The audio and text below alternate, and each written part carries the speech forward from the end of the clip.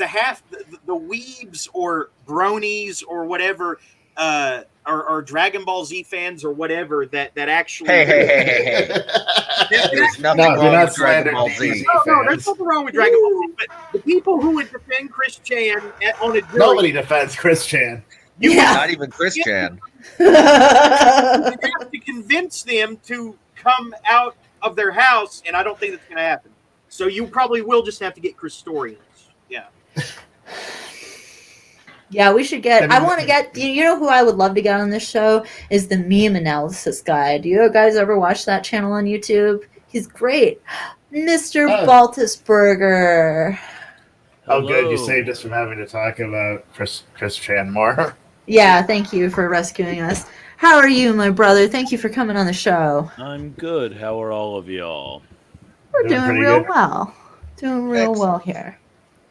Reading Abhorrent Siren, trying to catch back up on the back catalog. Treef Magic, and I've had a real rare weekend, so normally I would be able to remember these details. But Treef Magic is losing cause because in 1 week from today, the sequel to Treef Magic drops. So you're in. Yeah. War of Dictates. That's what I was thinking of. That's not something you have to worry about getting behind on. I'm not writing a second War Dictates yet. Good. That's good. Thanks for keeping us, giving us a chance to get up with you there. I loved it, Siren, man. Thank you. Yeah, it was great. I read it this past week. It was like I said, it was a really elegant combination of kaiju, body horror, post-apocalypse, just very well woven together. I really loved it. Thank you. Not at all what I intended to write, but that's kind of par for the course for me, unfortunately. Yeah, man. What were you intending to write? How was it so different? I was intending to write something more like Shin Godzilla than Godzilla versus Destroya.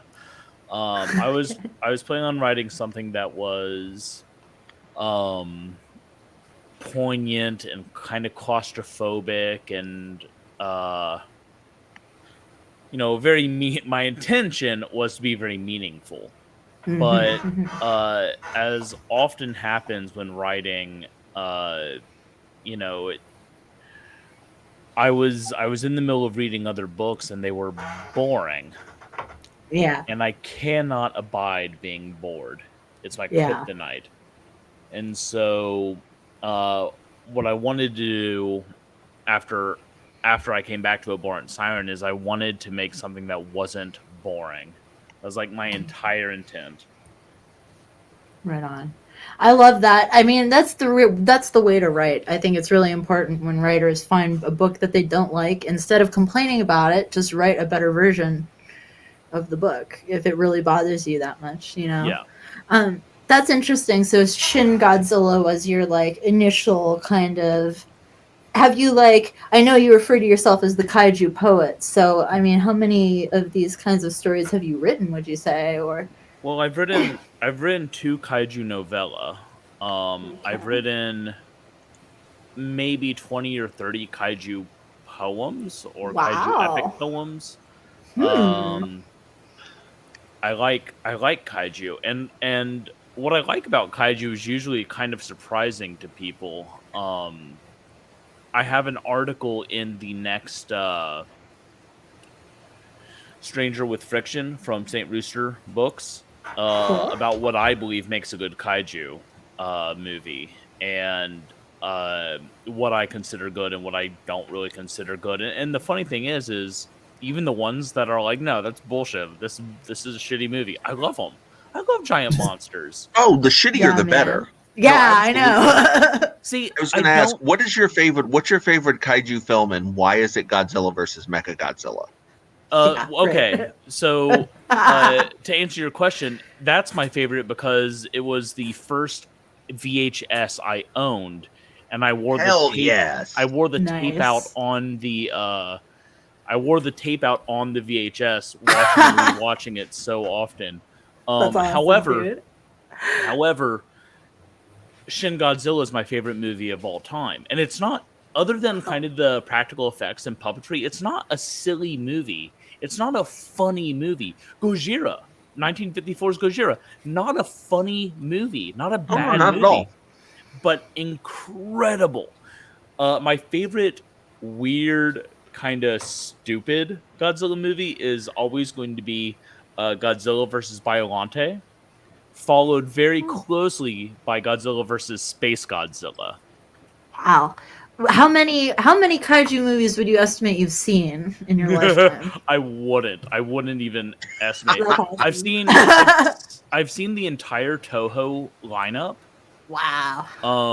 I have all of them on my computer because some of them are kind of hard to get on DVD.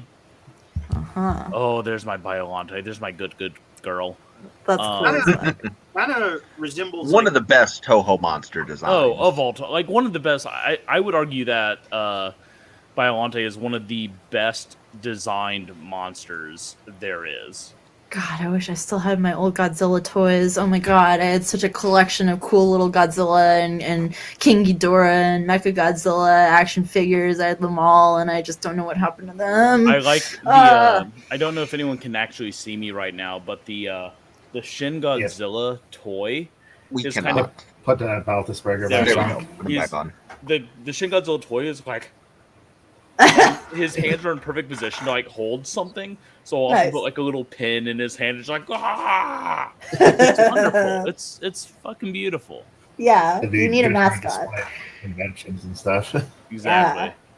There you go, man.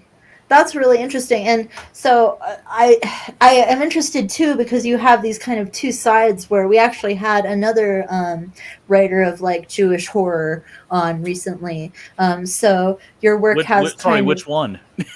lost what now. was what was Max his name? Bauman? Jeremy, do you remember his name? of kaiju. No, the guy who wrote the Jewish horror. You don't listen. We're a professional podcast here. Was Kind like- of written Jewish horror, Regina, of a sort. God, We yeah. can't even I remember the wrote. guest we I had can't on last even week. read that fucking story anymore. Jewish horror author, like kind of almost a Western feel. I mean, he was just on here like 2 or 3 months ago. Jeremy, you're supposed to know. Help me. While you're looking that You up, can't be expected to remember your guests. while you're looking that up, is it Normally I Is it- would, but I had a really weird weekend, so while you're looking that up, is it just like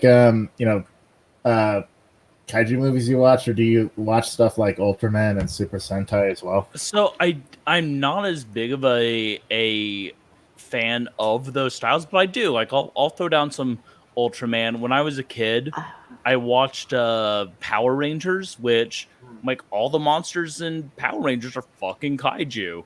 Like Oh yeah, it's Yeah. the Kaiju Gateway Totally. drug. yeah, Yeah. exactly. Although by the time I was mainlining Power Rangers, I had already gone hooked on the marijuana of Godzilla versus Mechagodzilla 2 with its fucking dumb prophecy.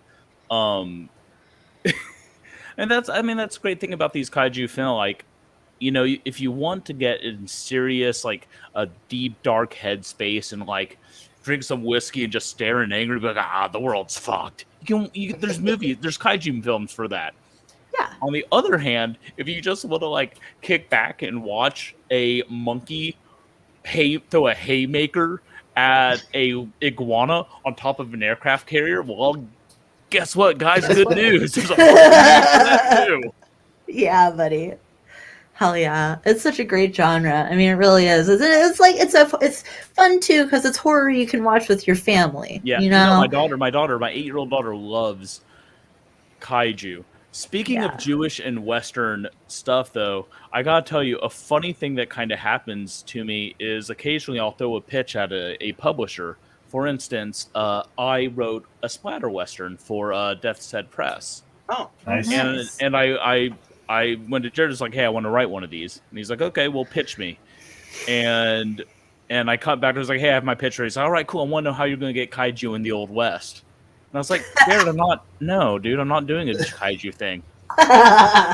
Are you doing a Jewish thing? No, I mean, yeah, I am doing a Jewish thing. John, this is very important. John, does anyone get their dicks cut off in this book? Of course they do, Jared. Of course. That's the book, Jared. How funny. but like, yeah, whenever I'm talking to any publisher, they're like, "Oh, is this one Jewish or kaiju?" It's like, shut up. I have more depth than that. Yeah, it's like I pigeonholed myself to a certain extent, okay? Because that's what the market needs. But I am a human being. like, yeah. I mean, that's the joke. Is like I pigeonhole myself. On the other hand, like, there's 4 of us people doing Jewish horror out there. Like, there's far worse things to pigeonhole yourself as than the Jewish kaiju guy. So. I know, that's like a really interesting combination of genres as far as I can tell. So it's like you could just trod that forever. It's really funny watching people's heads snap up as they overhear me at conferences and conventions. Yeah, I write a Jewish horror, kaiju horror, and Jewish kaiju horror poetry. Yeah. Totally. That's super interesting. And I was interested too. So this paperback you have, The Subjective Truth of the Esoteric Self, a meditative guide to for well-being. Very interesting. So are you a practitioner of Jewish mysticism specifically? I am. My specific school of Judaism is called Renewal. Started by Reb Zalman. It's kind of this mix of Hasidic mysticism, but with progressive Reform Judaism mentality, where we don't want to throw out all the mysticism. We don't want to throw out all the mysticism and esotericism, but at the same time, like, we believe that the Torah and religion is a living thing that evolves and grows over time, and has to take into account the living fabric of the human species and also science. Very interesting. Very interesting. Yeah, I wish I had found out about this book sooner, because I would have definitely ordered it and tried to read as much of it as I can. It looks interesting. I'm gonna have to get a copy. So, I mean, like, is this a lifelong practice for you that you've been in, or is this kind of in your adulthood you've come into this specific? I began my conversion to Judaism when I was 12. Interesting. Wow. I went to a Christian summer camp.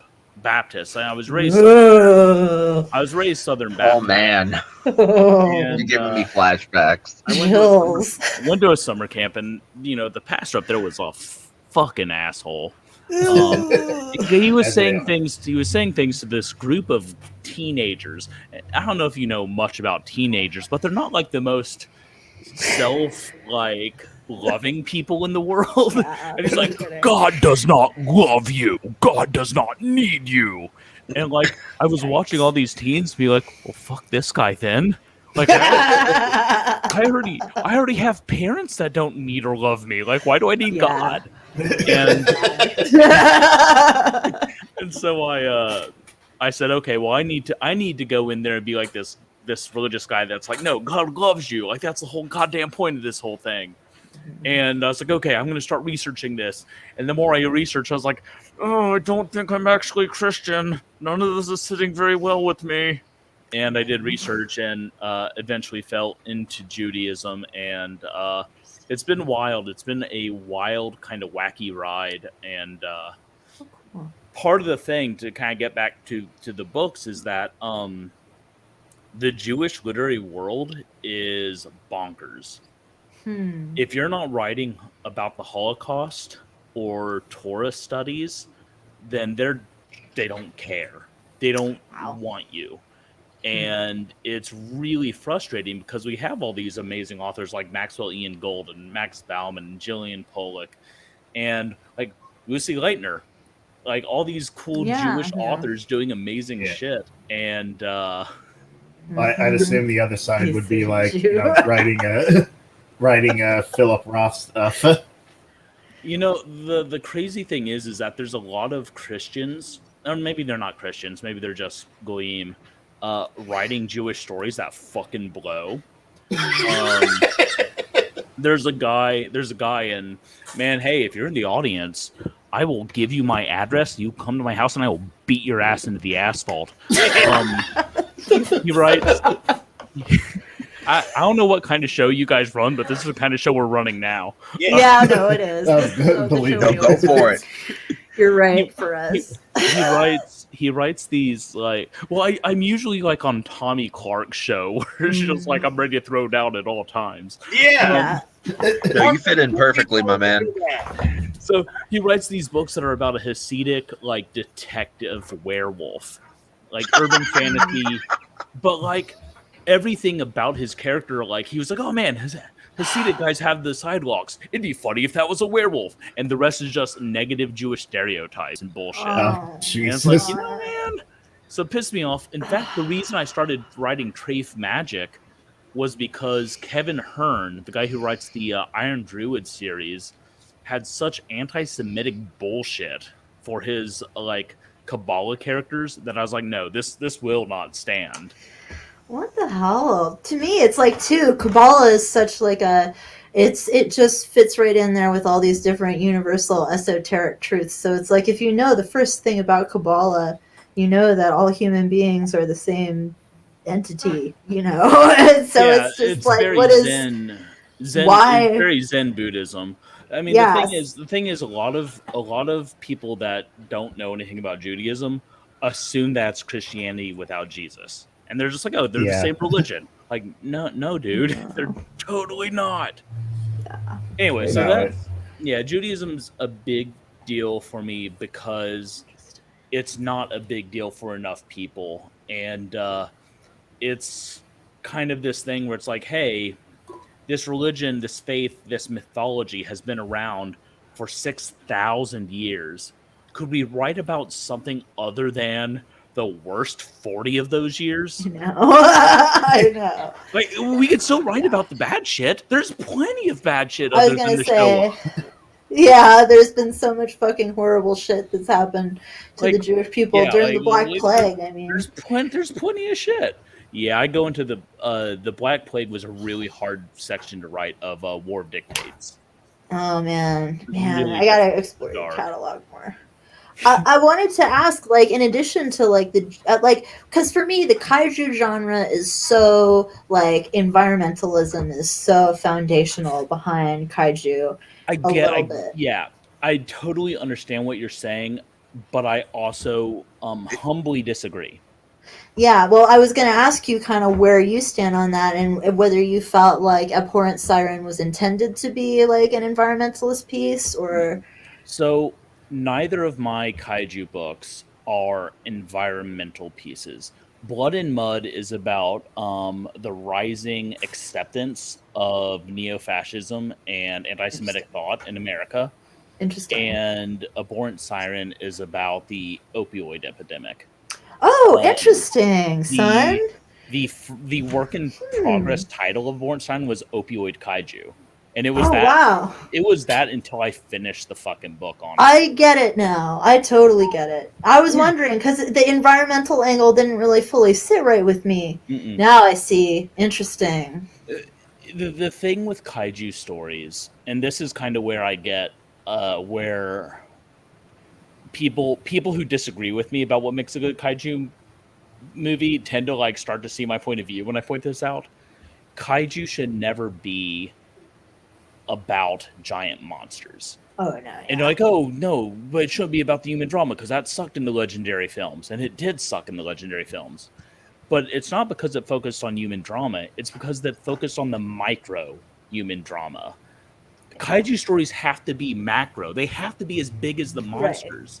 Right. Gojira. Gojira's not about a monster. It's also not about the fact that the main romantic interest in that film is leaving her super smart scientist boyfriend for a garbage ship driver, and then the scientist kills himself, to protect the world, but also because of despair. Because none of that fucking matters. This movie is about the fear of nuclear holocaust and radiation poison and being used by other countries, the loss of autonomy. Yeah. And that's what makes Gojira so good.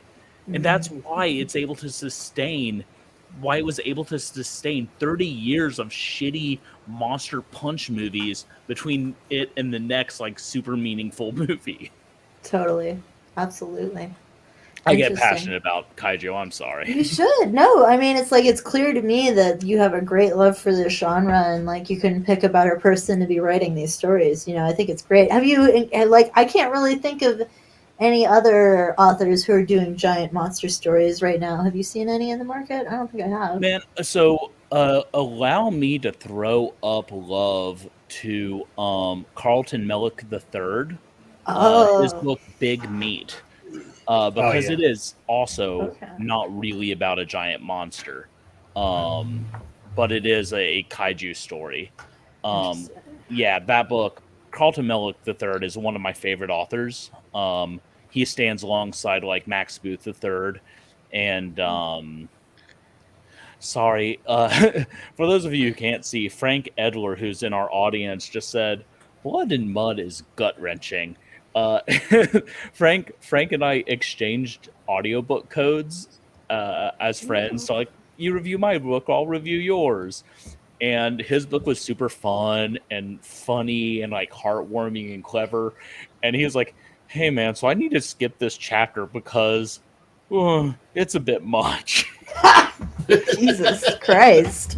It's really funny because when I tell people, like, yeah, I write Jewish kaiju stories, they're like, "Oh, this is going to be really funny."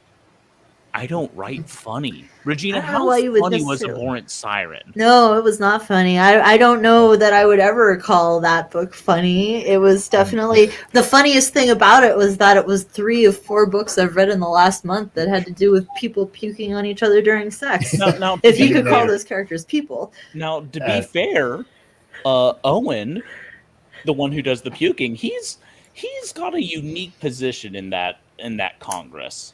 Yes, I don't want to give too much away because it's a sensual moment. But, it is. It's a very intimate moment, and you don't want to miss it. Read Abhorrent Siren. I mean, listen, Stabberger had some pretty funny parts, but it was also very brutally violent. Stabberger was. It's funny. Stabberger, all 3 of the Godless League books. The third one drops in 3 weeks. All 3 of those we meant to just be like, oh yeah, they're going to be violent and dumb and gory. But me, Drew, and Lucy are all like old school. I like to think that we're all pretty good, strong writers. And so it's like, oh, I want to make this dumb, but I need to include some story in here. Yeah, that would help. And so like, especially for like me, who's now writing the 4th issue of Stabberger, it's like, oh, there's heart in this. That's cool. I love the concept of Stabberger, and I love the name is so funny and good. You and Drew and Lucy, have you guys all been friends for a long, long time? It seems like you've got a good chemistry together. So basically what happened is 2.5 months ago, I got the Manish Heart Press books onto Godless. And Drew Stepik started like calling me JB, which are my initials. I fucking hate the nickname JB. He gives the worst fucking nicknames. He gives the worst nicknames. He calls me shit like champ and sport and kiddo, and I want to punch him, even though I appreciate what he does. So yeah. So I was like, "Look, man, don't." I said, Jared, and Jared Barbie bumped in and was like, "Did someone say JB?" And I was like, Drew, call Jared JB. Do not call me JB. You can call me Johnny. You can call me Goat Dicklicker for all I care, but don't call me Johnny. You can call me Ray. You can call me Jay. and so he was like, "Okay, well, your name's now Stabby or Stabberger." And I said, "Well, you can call me Stabberger if you call me Stabberger the Nazi Annihilator." And we just started like back and forthing this stupid name and title and trying to make it more and more ridiculous as we went. And then he was like, "Dude, if you write that, I'll put it on Godless for 50 cents. That's hilarious. And so I messaged him, I was like, I'll do it. I'll do this dumb thing. Hell yeah. And we started talking, and it was like, hey, what if we had a whole like superhero team? Not team is a strong word because they don't like interact with each other yet. Spoiler alert. Ooh. Yeah. It's going to be the greatest crossover event since, I don't know, Velveeta and Nachos. But that was a pretty great crossover.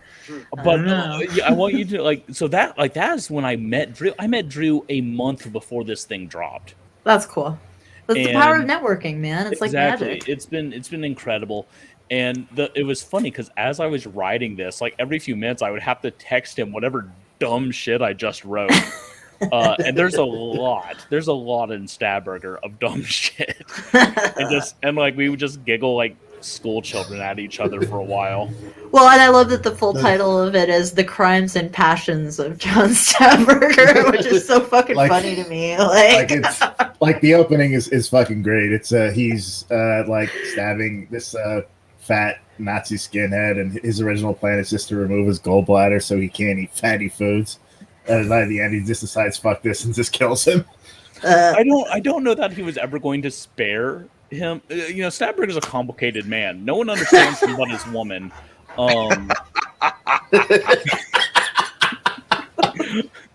But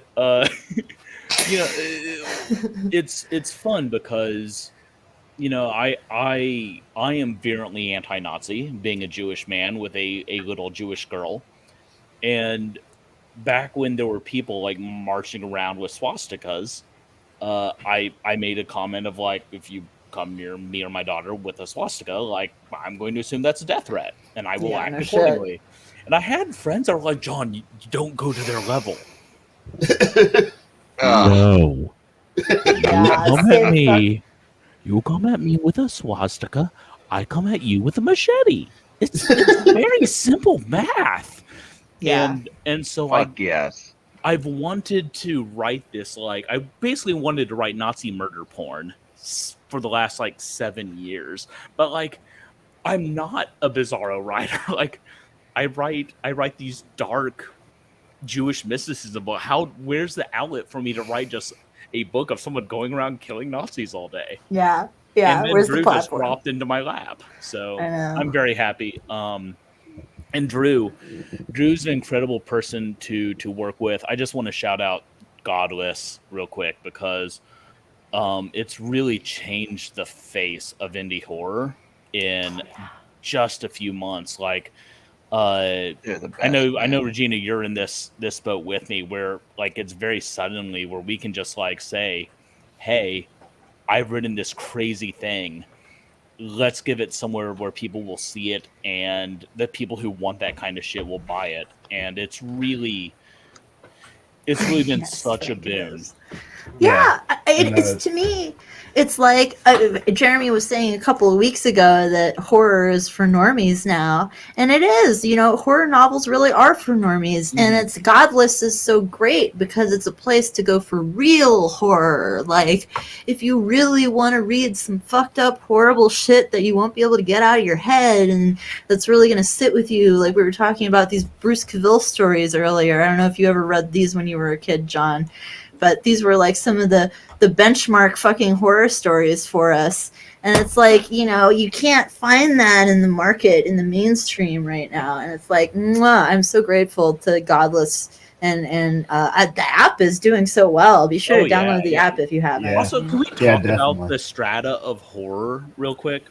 Just, and I think you'll appreciate, I think you and Neil at least will appreciate this. I have friends that have written really horrifying shit, right? Like, I consider Ed Lee to be a friend, and I read my first Richard Lehman book, which is The Island, and I hated it. I felt sleazy. I felt gross. But then I read. Yeah, he does that. I read like White Trash Gothic, which is way grosser, and I was like, yeah, no, this is fine. Yeah. And it's so weird how these things like Rain's Killstream, one of my current like favorite reads that I've done recently. Yeah. Doesn't make me feel gross the way Lehman does. Yeah. I think Lehman does do that. Yeah, I've heard that complaint about Layman. I think it's because he's a pedophile. And so when a pedo writes pedo things, it's gross. He definitely writes straight from his head, which is not a pleasant place to be, obviously. Gina, in The Island, the main character decides not to have sex with a child so he can have sex with an older woman. Oh, that's very noble. Yeah, you know what? Fuck you, Richard Layman. I'm gonna get in so much trouble for that. Hey, if you take offense, it wouldn't be the quiet place if someone didn't get in trouble by the end. If you have a problem with me saying "fuck you, Richard Layman," you can get at my manager at Joe Rogan on Twitter. Yeah, there you go. Direct all complaints to Joe. He's got my back. Make sure to send him some DMT first, though, because otherwise he won't talk to you. No, send me the DMT. Then send John the DMT. And any complaints regarding this show, please send them directly to Jeremy, only to Jeremy. Leave the rest of us alone. We don't want to hear it. Yeah, we don't care about your opinions, really. Jeremy would love to hear them, though. Do you want to hear some sad stuff about drugs? Okay. Yeah, that's true. We love that shit. Diazepam does nothing to me. Oh. So I had to get a procedure done, and they gave me diazepam. Never taken it before. Dropped some. I was like, okay. I'm going to kick it at any moment now. At any moment now, I'm going to feel sleepy and good. And then I'm on the operating table. I'm not feeling sleepy or good, guys. Oh, no. Never kicked in. Never kicked in even a little bit. Happen. The only thing it did was fuck my stomach over to the point where I very nearly shat myself the next day. Buddy. There was no stomach distress. I just walked into a room yeah, things are going, oh no, I'm pooping. It's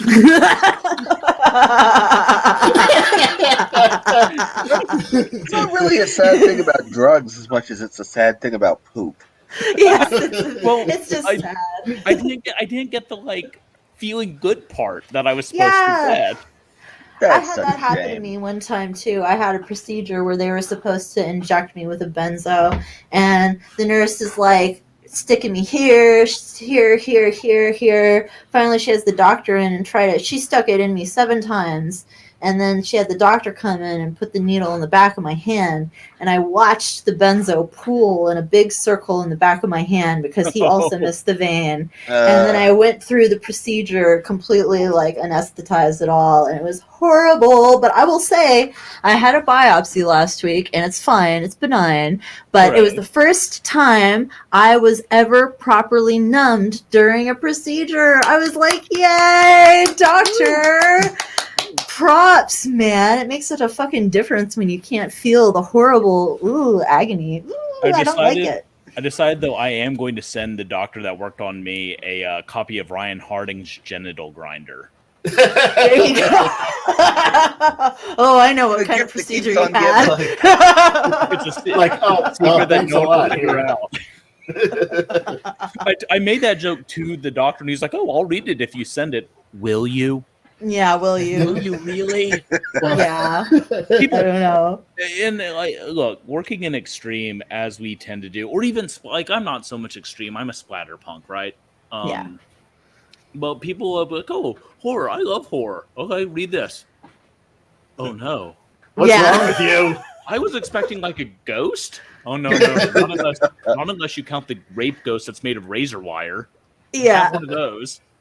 Yeah. Good luck. Enjoy that. I know. It's it's this thing where it's people think they like horror because they read these normie horror novels where nothing fucking happens, and they come to Godless, and it's maybe I don't like horror. It's so interesting. It's so funny. Some of us can enjoy both. Nothing wrong with that. I mean, I do like non-extreme horror too, but I do like to delve into weird and extreme stuff too. Yeah. I was at a Houston Horror Festival last year, maybe?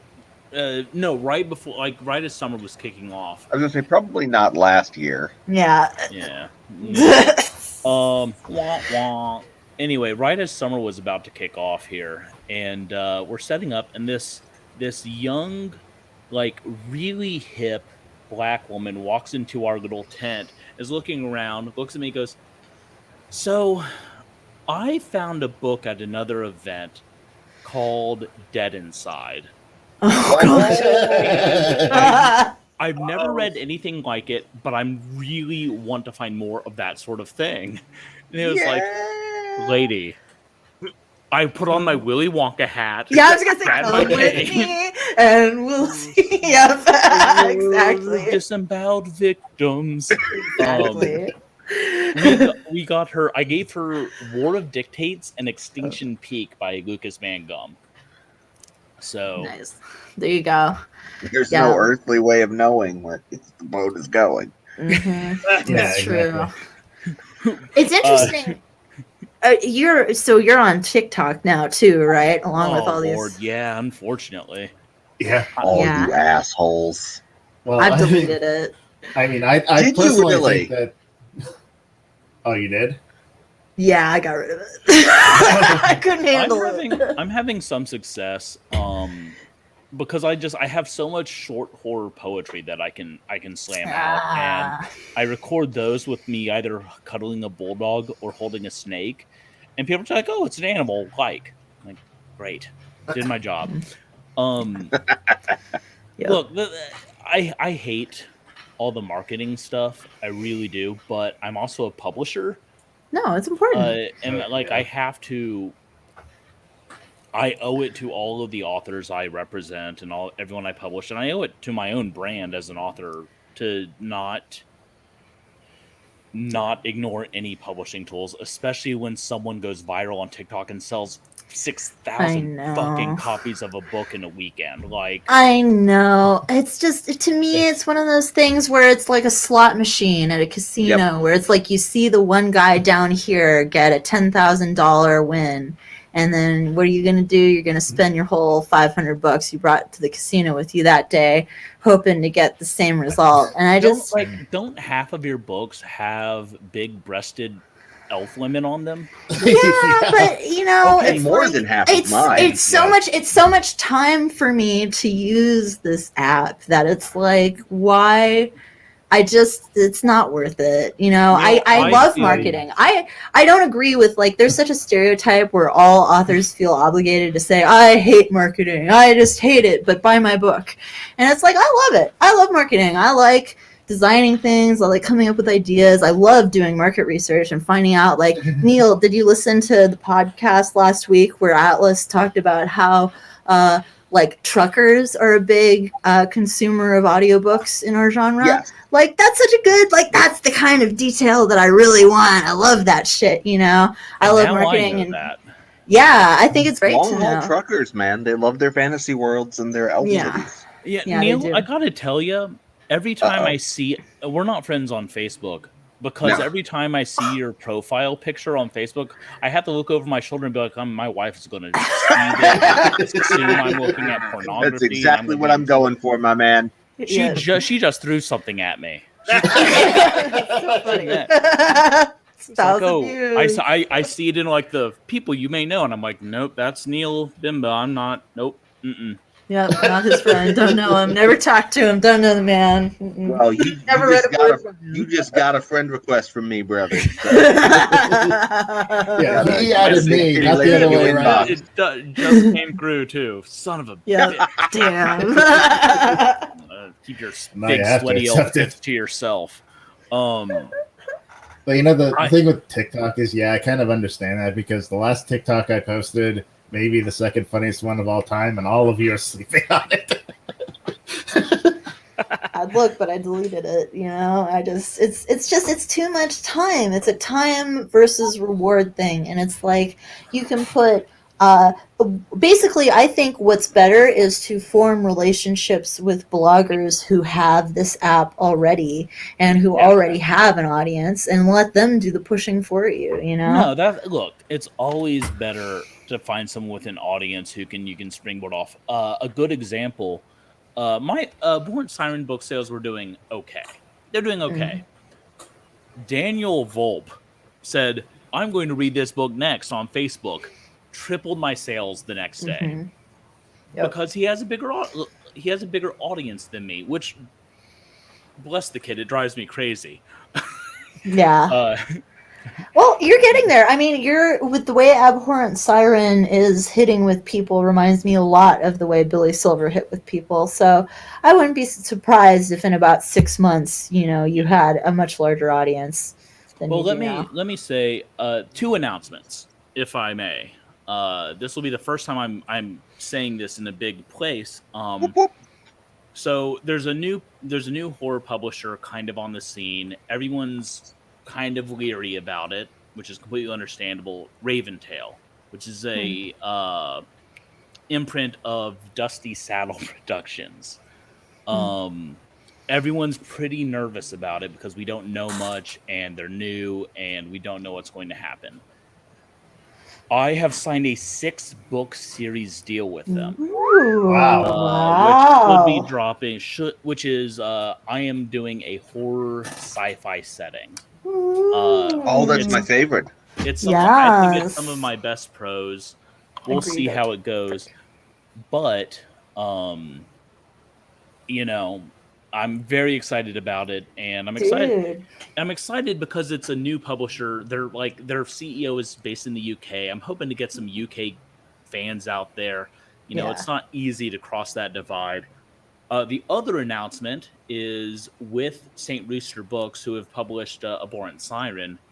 I am going to start on the next Abhorrent book.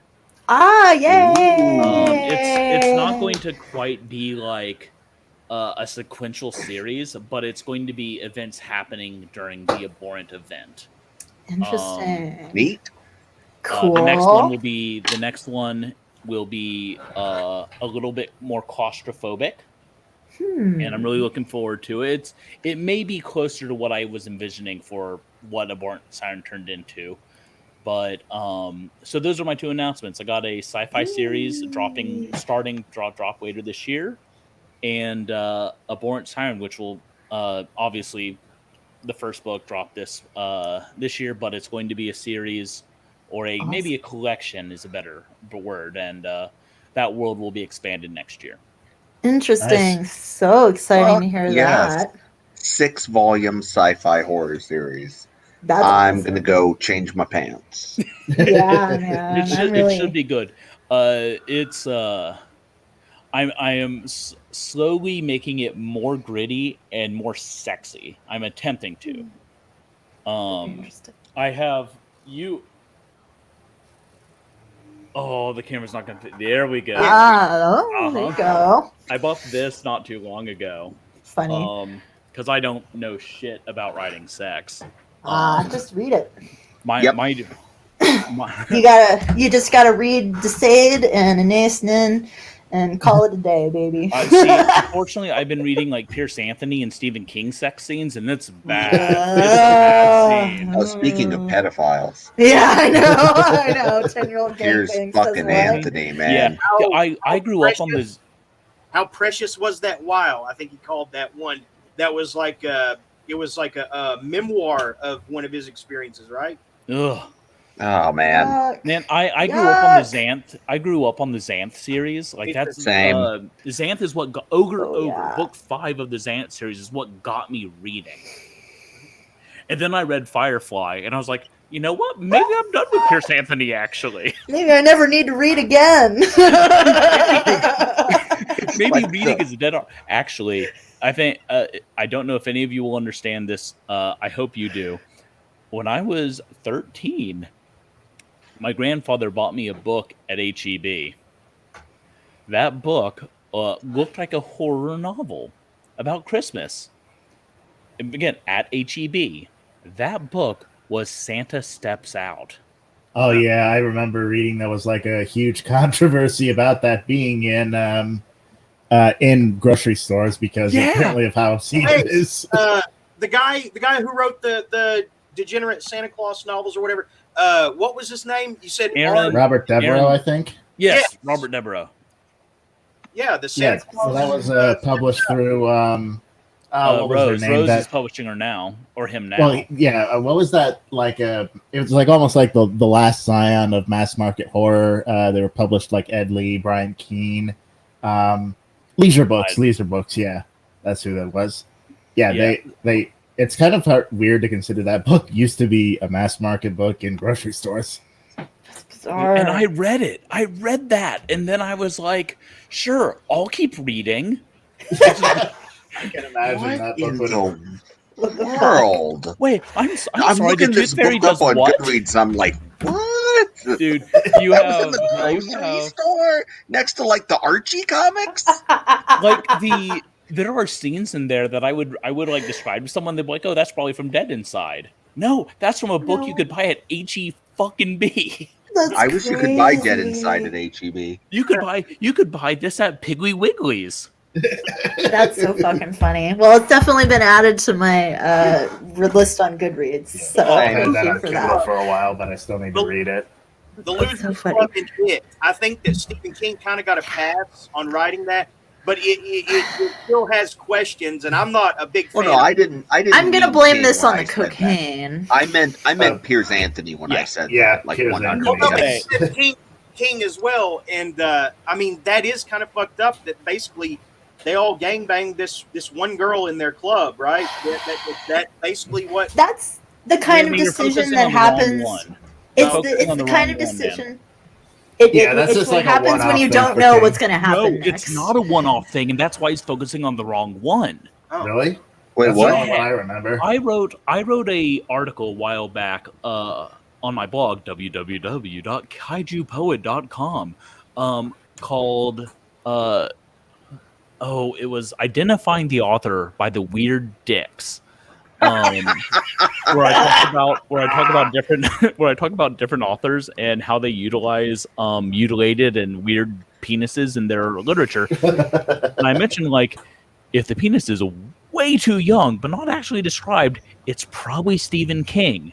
If you read The Regulators, which he wrote man. originally I haven't read as that one yet.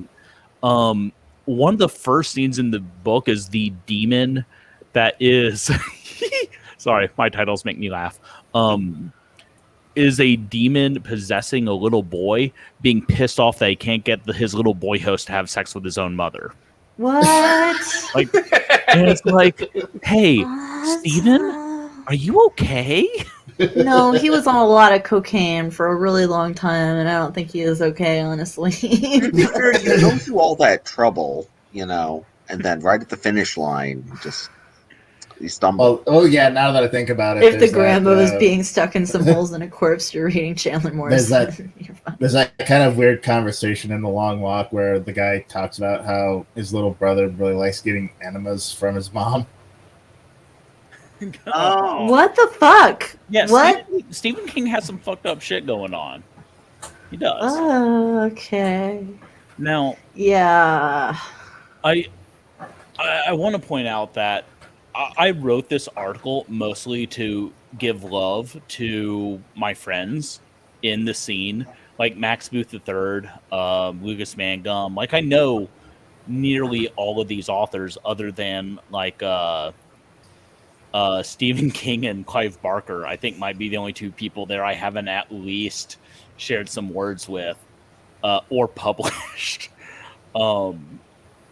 But like as I was writing this, I was like, man, we are just like a penis obsessed community here. It really is. I was just thinking that. It's like, for instance, Simon McCarty, my buddy, is always writing about characters with like giant dicks, and Sean Hawker too. And there's just something about horror and body horror and like sexual horror that just, it's like the penis and the variance on the penis is like where so much of the horror itself is rooted. It's really interesting. I do want to know. I mean, if people Clive think- Barker. Yeah. I mean, Clive Barker, Rawhead Rex is basically a giant penis. Barker made the list. Yeah, I do. Yeah, he definitely did. I do wonder if I need to replace my own entry on this list with the penis covered in eyeballs to the whatever that one character in Abhorrent Siren's penis during that scene. Because it's fun. Yeah. Oh, yeah. Like the triple set, the triple Yeah. thing. Yeah, man. Yeah, there you go. That's a good one. That's better marketing too, because it's the more recent book. That's true. There's a character named Horsecock in one of the splatter westerns? I didn't know. It's Christine Morgan's. I actually have it. Right there. You were just highlighting it. Yep. If Great. the fiddle DD is monstrously large and being used for great justice, it would be Christine Morgan. Christine Morgan is a powerhouse of world building. She's incredible at it because she got her start doing fantasy, and like she would write a fantasy novel and then take a break to write an erotica story for Literotica, and that was her like methodology. And I have no idea what that's like. Yeah, no idea. Can't relate. Don't know. You published Trenchmouth, which is her most recent, right? I did. It's really good. I read all of the books I publish, which I know, like, I would hope so, right? But there's always a point in a book where I kind of make the decision. You know what I mean? Yeah. With Gina Rinaldi's All Men Are Trash. Yes. That book is There's a book that you can't say on Facebook. Yeah. I will get banned again. Fuck you, Zach. There is a there's a scene that happens with some cops, and I read it and I was like, well, publishing this one. Christine Moore, before I even finished the prelude, before I even finished the first weird chapter breakdown, if you've read it, you'll know what I mean by that. Yeah. There's a scene where she describes a whale carcass sinking to the bottom of the ocean, and I read that sitting in my hammock because that's where I do all my thinking, and I said, yeah, no, we're publishing this one. Nice. It's good right from the beginning, which I need. I need that when I'm looking for what I'm going to publish. Yeah, totally. It really is. It's so important to it's all about how you start a book. If you can't get a reader to keep reading, what are you going to do? You know? Yeah, I was talking to Lucas Mangum the other day, and he told me there's so many books I want to recommend to you, but I know you just won't be able to get through the first couple of chapters. Mm-hmm. Yeah. It makes such a difference. It's like if I can't, if it starts lame, where's it going to go? I don't know. It's like I only give books 5-star reviews, but that's because if it's anything less for me, I just don't want to even really talk about it or review it. I don't want to trash other authors in public, but I'm very picky. There are a lot of books that I just drop. It's got to be life-changing or life-affirming or earth-shattering for me to give 5 stars. And Frank Edler agrees with me on that. I usually anywhere between 3 to 4 stars. 4 stars to me is where I'm usually, orbiting, but 5 stars, it's got to be like a masterpiece, Fair enough. I think that,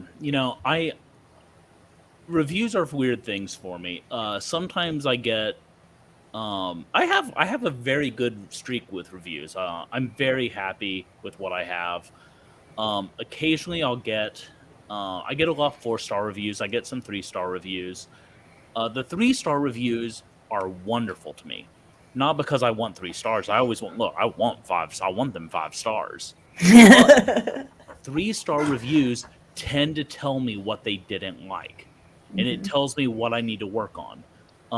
After Trafe Magic, my first 3-star review was like, "Hey, man, your characters weren't developed enough. They didn't interact enough." It was essentially a big theological soliloquy, which, yeah, fair. Yes. But from then on, I started working a lot more with dialogue and having living, breathing stories. It pointed out a weakness. 2 stars and less tend to be things like, well, I didn't know there were going to be giant monsters in this one. I don't know what to tell you. The word kaiju's on the back, my dude. Yeah. But Google it, bitch. I did get the greatest review for Abhorrent Siren. A 1-star review in German. I saw that. It's I'm going to get it on a t-shirt. This is my marketing wet dream. Because the guy says, horror, gore, and blood, and nothing more. This Awesome. story starts strong with interesting characters and then spirals into limbo. One should always read with hope and an impetuous joy for life. And the title of his review was Not for Depressed People. I can only imagine if he came across a Thomas Ligotti book or something. God. Put that on the top of the cover. I told someone that on the inside cover of every one of my books from now on will be abandoned hope and impetuous joy for life, all ye who enter here. I think you should just put not for depressed people. I mean, that's what I would put on all the books. A little sticker on the inside. I couldn't hire a marketing firm to write me a better one-star review. It's perfect. It's such a gift. And I think a lot of authors get pissy when they get 3-star or 2-star reviews. But man, those 1-star reviews are the best things you'll get because they're always hilarious and maybe you're getting a ton of 1-star reviews and you should look at your writing and take some workshops. Yeah. Which is also a good, that's also good. Good piece of advice. I mentioned this a lot, but I still think the funniest review I got, it was a 2-star review and it just said no. Yeah. People are goofy. That's like my favorite review on Nun Massacre is 5 stars and it just says good and then it says good and it says good in the subject and it says good in the text and it's just like, thanks for expressing your thoughts, buddy. Appreciate the time. We're the writers. They're the he pressed himself to write a couple of words. It's fine. Yep. Yeah, it's like for me, it's like the way I feel, Jeremy, is let the readers leave the bad reviews. As authors, I think we should just, if we have something to say about other books in public, it should be celebratory. I don't consider myself an author anymore. I consider myself primarily a reader, so Fair enough. But I feel like I laid down my weapon, my pen. No, you can come back. Come out of retirement. No, come for one last war. There's so many people that need to be read, and too many times there are other authors who buy their work to kind of prop them up, and it's like not fair that they're not getting a reader who's solely a reader. That's true. Yeah, that's one thing I worry about is I end up only selling or getting read by other writers or people who are in the small sphere. That's why I tried it. One thing I didn't like about COVID lockdowns is I couldn't sell my stuff at open mics like I used to. Yeah. I don't know if you know this, but I'm publishing a book of plays by a certain author coming up here in the near future. And it's going to be a weird one because it's not something everyone knows even how to read, right? Mm-hmm. But I had a friend who was going to do a production of it, and they quit the theater. Oh man, that sucks. But did the book of plays drive them insane? Was that the reason? I wish. No. Working for LinkedIn drove them insane. Oh yeah, that'll do it. Yeah, that'll do you. I totally get what you're saying with oh man, most of my readers are definitely in the community. But and again, I go back to Volp talking about my book. All it takes is someone with a bigger audience than you mentioning your book, and then a reader gets it, and then a reader mentions it on the Books of Horror thing or shows it on a TikTok or something, and then you take off. And no, it's a shit shoot. You have to write something that an author is going to love for that to work. But ideally, everything we write, we're trying to get someone to love, right? It's just finding the right audience. And I will say, I'll just say, I'm the one who's wrote the book. That's what I figured. I'm very grateful for you publishing it because I just started writing plays, and I'm just there's no way I'm ever going to get these published. I have no idea how. You mentioned a play thing at one point, and I reached out to you and was like, "Hey, you want to publish some plays with me, man?" Yeah, and I'm very I'm grateful a for theater. I'm a theater major. I majored in directing film and theater. Cool. And I love to play. Like, plays are fantastic. Reading plays is a lot of fun. I totally forgot you told me about your Titus. I want to talk to you about that. Go on, though. Go on. I reference the fact that I'm a splatterpunk because of Titus Andronicus. And Dude. more people Yeah, need to read plays. More people need to watch plays as well. Yeah, I definitely think that in terms of like horrific stuff, Oedipus Rex, kind of helped set me on that path too when I read that in high school. Yeah. And Oedipus Rex is essentially Gone to See the Riverman. Yeah, basically. Like I actually quote like the scene in my first poetry chat book that I self-published. I quote the scene where Oedipus walks in on his mother hanging herself at the beginning because that was such a inspiration to how I write. Cool. That's very cool. Yeah.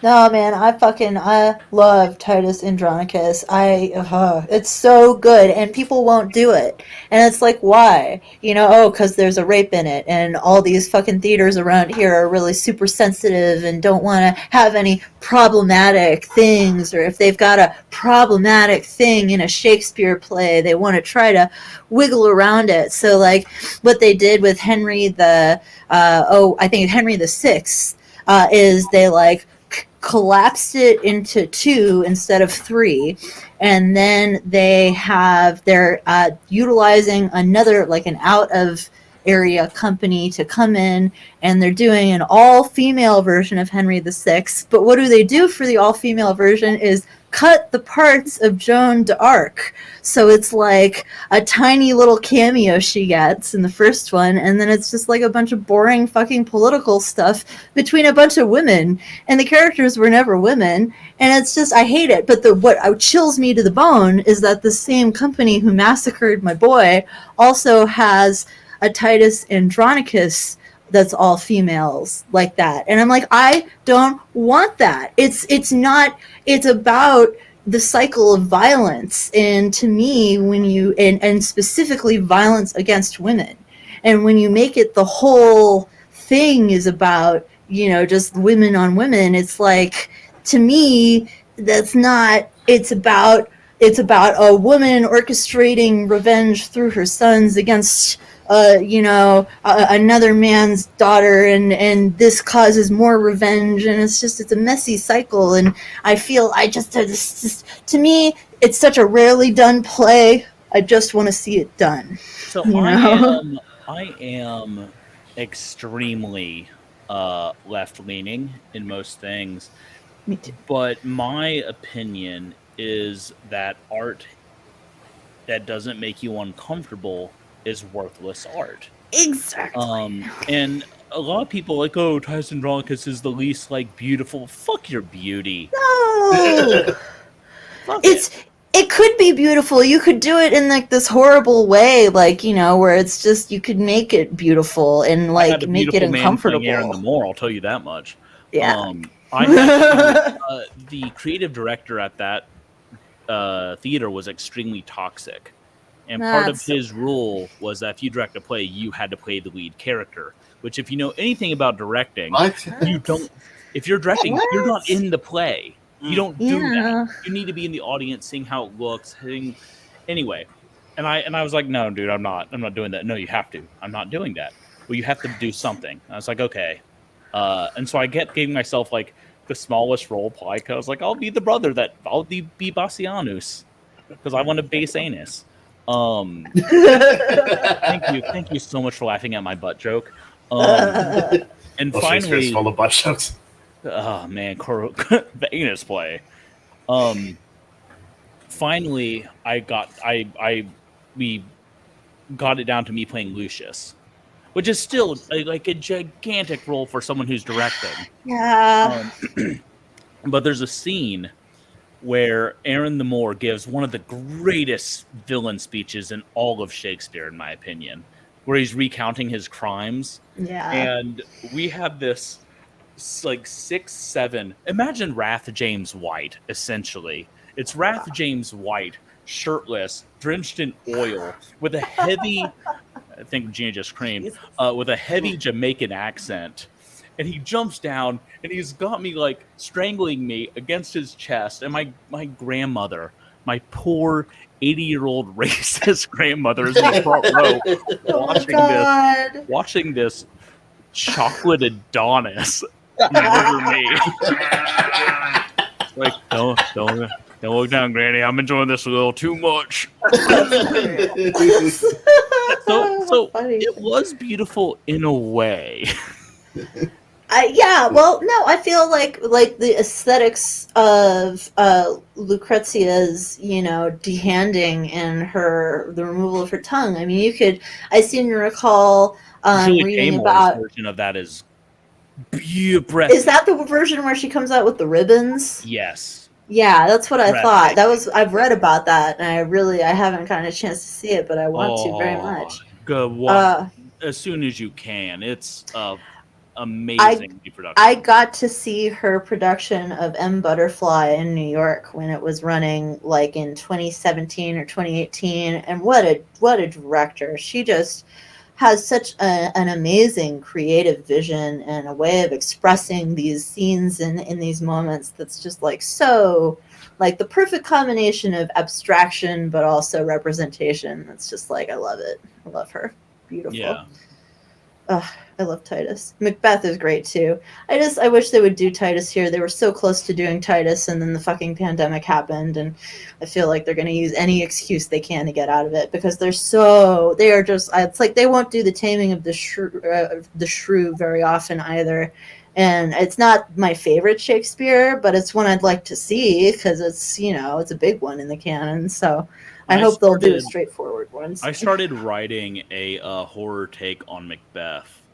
I want to do one too. And I was fairly happy with it.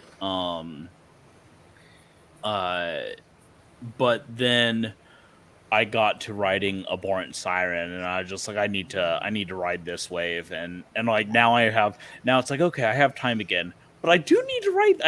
I did tell someone I'd write 6 goddamn books. Yep, that's the same problem with me and my Splatter Macbeth for sure. I really wanted it. I've got it kind of started sometimes, and I always kind of think about restarting it. And it's like I haven't found how I'm gonna do my Macbeth. It's very much like being a director when you're an author. Nude. Fully nude Macbeth. Yeah. Everyone on stage fully clothed. The entire production crew fully nude. There you go. I want everyone distracted, including the ushers. Especially the ushers. I mean, I've heard of directors who do Hamlet, and at the same time they mix it with Heiner Mueller's Hamlet machine. I can't imagine how that would work, but it would be interesting to watch. Our old creative director Bill Rausch did it was Cinderella, Macbeth, Medea, or Medea, Macbeth, Cinderella, where he mixed all 3 of these plays together, and it just, I guess, had the greatest rhythm ever, and these characters would interact with each other, and Cinderella would come into Macbeth for a minute, and Medea would deal with Cinderella's stepmother somehow, but in a way that wasn't hokey and was more just, about the flows and the rhythms of the stories. Very interesting. I wish I could have seen it. I love theater. It's such an underutilized medium now, This is fairly pedestrian compared to the high culture, plays that you guys are talking about. But how do you have a feeling on Eric Bogosian, who did talk radio? No, I don't know who that is. Yeah, I don't know. Okay. Well, it became an Oliver Stone movie, but originally it was a play about this guy, this real-life radio host named Alan Berg, who was basically assassinated on his way I know who that is. Out of the driveway, either out of the driveway or out of the parking lot of the radio station. And it was by one of these, 1980s SS death type neo whatever, groups. and this really happened, but talk radio is like an amped up Howard Stern version of Alan Berg's, talk radio, story. Interesting. It's sounds really good. Can't say I've ever heard of it. It's not Shakespeare, but I mean, it was good What for is? the time in which it was written. Do you, John? Do you like John's Ford and Webster? Have you read a lot of their plays at all? I haven't. If like as a splatter author, Duchess of Malfi, first of all, that's the first one you should read, and that'll send you spiraling down a rabbit hole for sure. But there's a collection that I have that I'll send you a link to. That's like it's like 2 plays from Ford and 2 plays from Webster, and they're all great, and they all kind of blend together because it's all about revenge and cucks and people who are getting revenge because they've been cucked, and it's so funny. It's like really at the height of like post Shakespeare fascination with cuckoldry. So it's like you could see how like a modern incel could absolutely be writing these plays. Yeah, it's a big theme is the horns, right? The horns. One of the first plays I was ever in outside of school was History of the Devil by Clive Barker. Oh, interesting. And if I haven't heard of that. If you aren't aware, I think Clive Barker's books are good. I think Clive Barker's movies are a ton of fun, but I think Clive Barker's plays are transcendent. Huh. Really? He has 2 books of Interesting. plays that I know of. He might have a third that I missed, but Incarnations Forms of of Immortality and Visions of Heaven. Specifically, the 2 plays, Frankenstein in Love and History of the Devil, are fantastic. Okay. And in fact, I used the Devil's speech talking about the crucifixion of Jesus as my monologue for auditions, because that's cool. It's such Nice. a powerful, like, no, this world was given to me, and now it was Christian. Just like I get to like pour all this Jewish rage into it. Yeah. So no one is ever. I can't even show it to you. No one is ever allowed to review Visions of Heaven and Hell ever again because it's got 666 ratings. And seems so you can't touch it. No one can ever touch it again. I have been on a Barker kick lately, so I will definitely have to look those up. Read them. They're especially Frankenstein in Love. Frankenstein in Love is set in like the like Frankenstein is almost a like I always mess up his name, Che Guevara. Che Guevara. Che Guevara. Yeah, he's like a Che Guevara-esque revolutionary. It's very I like that concept. That's cool. Definitely gonna have to read these. I'm really interested.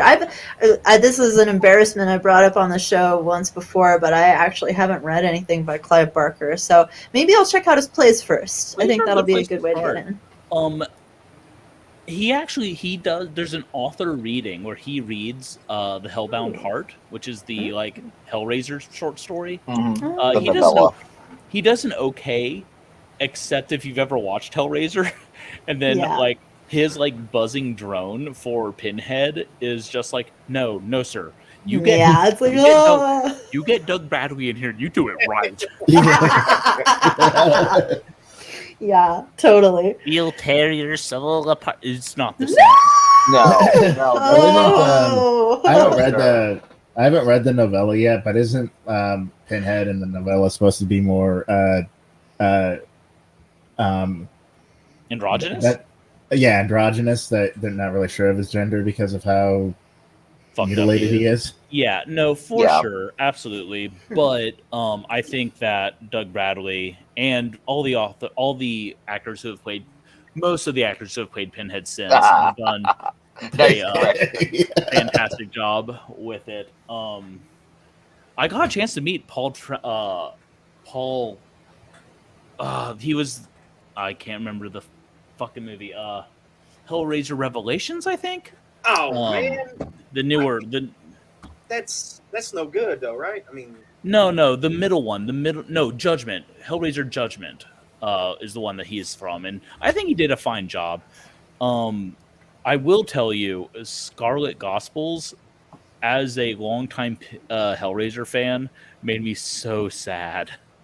Yeah, we've Really? talked about that on this podcast before, and whether or not the theory that Clive Barker did not actually write all of the Scarlet Gospels himself, and It would not surprise me. I think, or what may have happened is that he read City Infernal by Ed Lee halfway through writing the Scarlet Gospels, and was just like, maybe I'll rip this a little bit. It's fine. It's fine. No one will notice. Certainly, no one who has ever read me will ever read Ed Lee, or vice versa. Clive No way. A shared audience between those two authors doesn't does sound not likely to exist. me. Not at all. That's hilarious. Oh man. Uh, Well, you actually had some writing excursions with nonfiction. It would seem about Mhm. the serial killer mind, and oh, it would be a shame if we didn't missed talk about that. The configuration discordant. Mm-hmm. Oh yeah. That's actually a book of poetry. Oh, oh well, I shit. mean, but a nonfiction topic. What did you like extrapolate or learn from that? I mean, about what did you learn? You know, from creatively from writing in that mindset. So the configuration discordant started as I was a member of one of the writing magazines for a while. When I first started writing, you sign up for all the magazines. You're like, I'm going to become great by reading what other people say I should write. But they had Yeah. this little thing in each magazine that was like a form of poetry, right? Um, from somewhere around the world. And so I started waking up every morning and writing a poem in whatever format I could find for the day, with my idea being I warm up with writing by challenging myself to not only write in this format, but by making it horror related. Hmm. And so the first 25 of those I did Lovecraftian cosmic horror.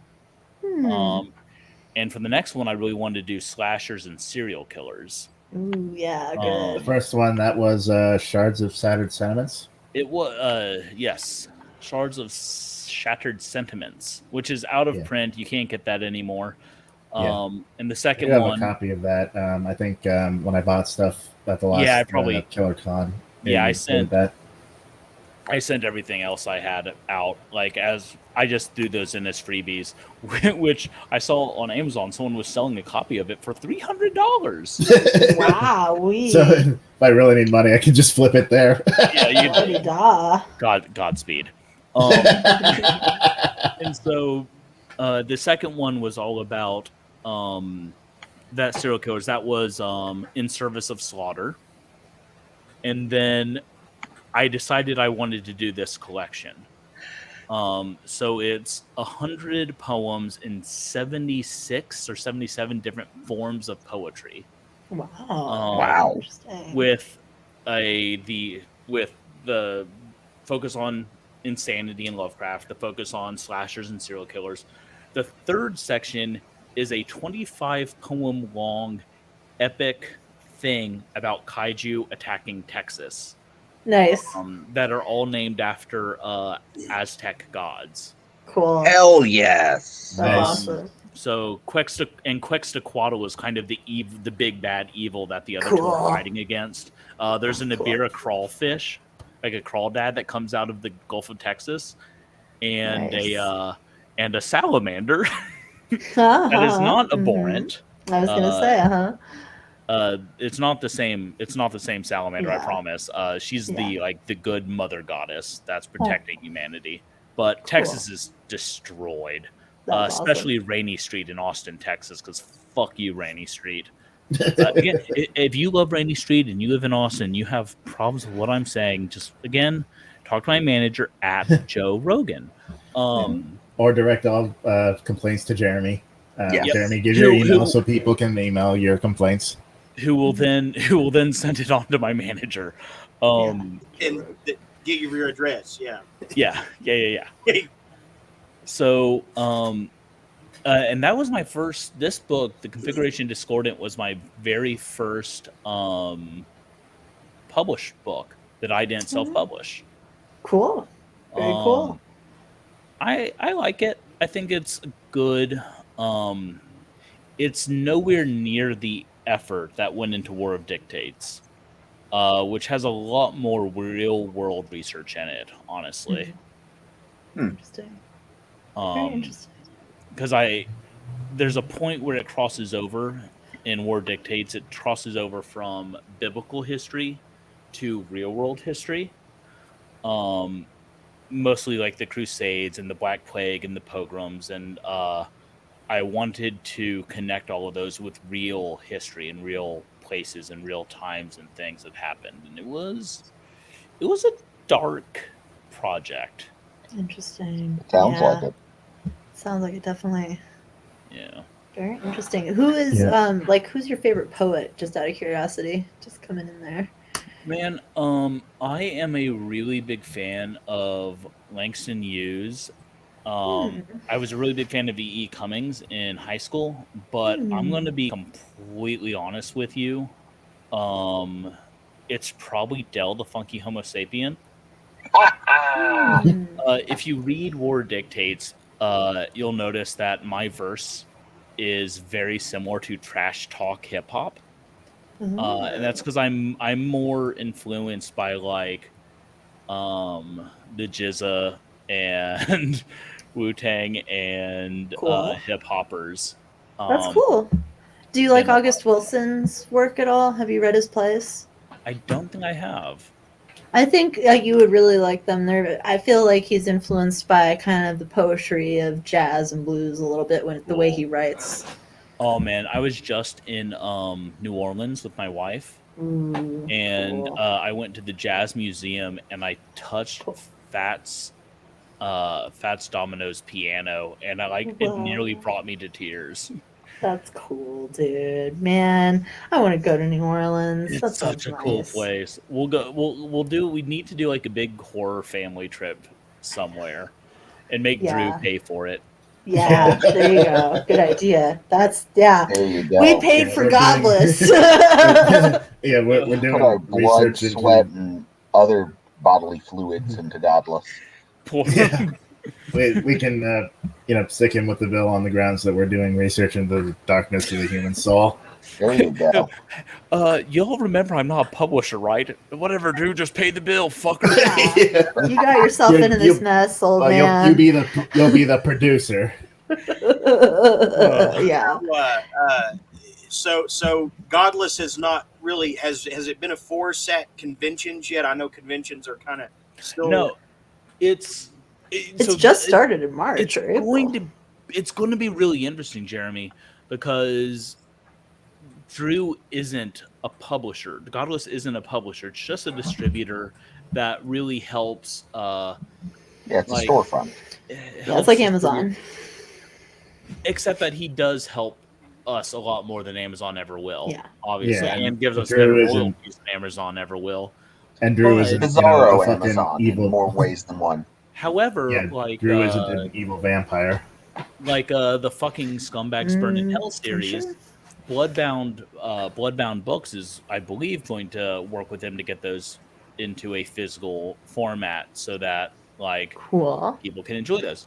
The Godless League, Madness Art Press, my company, is going to put out a annual collection of those in hardback. So it'll still be digital Godless only, but if you catch one of us at a convention, you might be able to get some Godless books in real space. That's what I was wondering. I was bugging Drew recently about when Godless is going to start finally selling paperback books, because it shouldn't be that hard. I mean, it's just about hooking up with Ingram Spark and becoming somebody who can, I don't know, take books. In fact, I think you can just.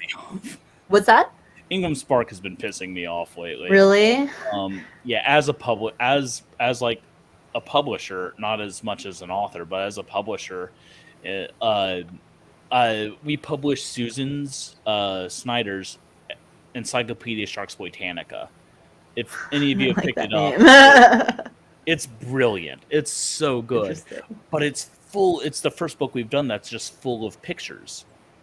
Hmm. And I submitted it to Ingram 2 months before publication. Like, okay, they'll take, a few weeks to go through their system. Then I can order all the stock so I can start sending it out. Yeah. A week beforehand, before the book needed to drop, they still had not got back to me. So I had to go to a different printer and be like, I need this now. And then like 5 minutes after I sent it to the other printer, Ingram was like, oh, are you ready to approve that? Fuck you guys. Wow. I still work with Ingram, obviously, because it's better to work with Ingram and have better control than doing shit through Amazon's thing where you get nothing and they don't give you anything. There are benefits to both as a publisher, but Totally. there are also Interesting. cons to both. Yeah.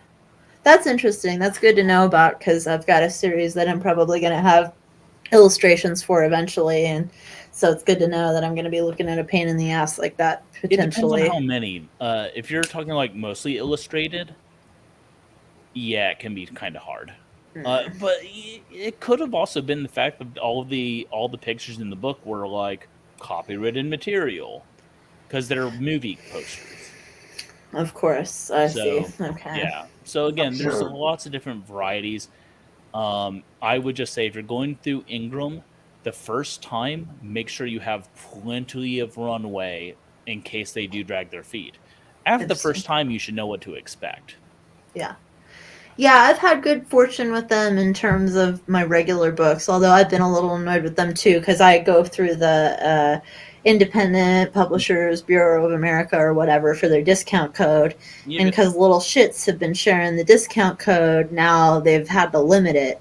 And they've done it so you can only use it like 6 times a month now. And it's like, I specifically sign up for the IBPA so I can fuck up my books as many times as I need before I get it right. So what's the situation here, boys? Like, are we gonna fix this or what? I don't. Obviously, I use those codes. Like, why would I not? But I'm not an anarchist. I feel like everyone should be able to do whatever they need to do to survive and get by. I really just want to get these books out, right? But at the end of the day, like, I'm paying my dues. And totally, like, especially when I see publishers bigger than me, like, hey, can anyone help me to get the, like, hey, bud, go fuck yourself. Yeah, kiss my ass, guy. Yeah. It's interesting that you do kind of a long form thing with several epic poems, like or whatever, having a certain cycle to them. Mm-hmm. It's very thematic. And united, it's like a unified theme. And the only one I know of who ever did that successfully was Matt Bialer, Bialer, and you might have heard of him. Wonder Weavers. Any of that ring a bell? No, it doesn't. But I am woefully I am terrible with trivia. So I could have read that last week and I wouldn't know. Bottomlands, Ascent, Wonder Weavers, all based on like UFO phenomena and like Fortean lore type stuff from the 70s, 80s. Cool. And he would write epic poems about that stuff and eulogize it as or there is no so. My wife hates Final Fantasy. Hey, if I need her to fall asleep, I can mention a Final Fantasy movie and she is out. That's crazy. Dun, dun, dun, dun. Anyway, wow. I've never heard of anyone hating Final Fantasy. That's nuts. I'm that way with Aliens. What? I love Lee Franklin. Nang Tani, one of my favorite like little short pieces of fiction. If you haven't read Nang this Tani, asshole off the podcast. You're canceled. Cancel Baltisberger. cancel culture got me. Don't actually do it, Jeremy. Don't actually do it. Don't do it. Jeremy was ready. I see him hydrating. I'm like, no, wait. I may have fucked up here. I was just joking. So, Yeah. Lee Franklin's one of my favorite authors. She's amazing. Nang Tani is beyond great. And so I picked up Berserker. And like, Vietnam, terrible monster sex experiments. I'm in it. Let's do this. And like, maybe 20% of the way in is like, and then alien crash here is like, nope, off, done, I'm out. I can't. Well, I do agree that sometimes aliens are used in a very fucking lame way. Like, just they come in for like a substitute for something like more mysterious, you know? Like when something doesn't need to be explained but still gets explained in a movie, it usually gets explained as aliens. But that being said, aliens have grown on me in the past like 4 or 5 years, I'll say. So give him a chance someday, Baltisberger. Read nonfiction. As a Jewish mystic, it's always like, I need this to happen for some reason. Shadim. John, not everything needs to happen. Shadim. Shadim are essentially my like bag of dust I throw in people's eyes when they get too close to asking. Pocket sand. Yeah, it's my pocket sand. I was just gonna say. Shadim. Speaking of what you're reading, I looked at your Goodreads and I saw that you're currently reading Tomie by Junji Ito. Mm-hmm. Yeah. Fuck yeah! I was wondering if that was your intro to Junji Ito, or if you're a fuck yeah. All right. So here's the thing. The last Halloween, I went to my local comic book shop, and they had a Junji Ito display, and I said, you know what? I'm a horror publisher and author. I need to know what the fuck Junji Ito is. I need to be aware of this because it's part of the zeitgeist. I'm not a big anime manga guy, but I should at least like dip my toe in so I can not be ignoramus. And so I go in and I buy Smashed. Yes, that's a collection of shorts, isn't it? Yeah. Yes, it's one of the shorts are really several good. shorts collections that have come out in the last few years, and it's good. It's interesting because I had just finished reading. I want to say Okamadi Mito, who's like a contemporary of H.P. Lovecraft from Japan.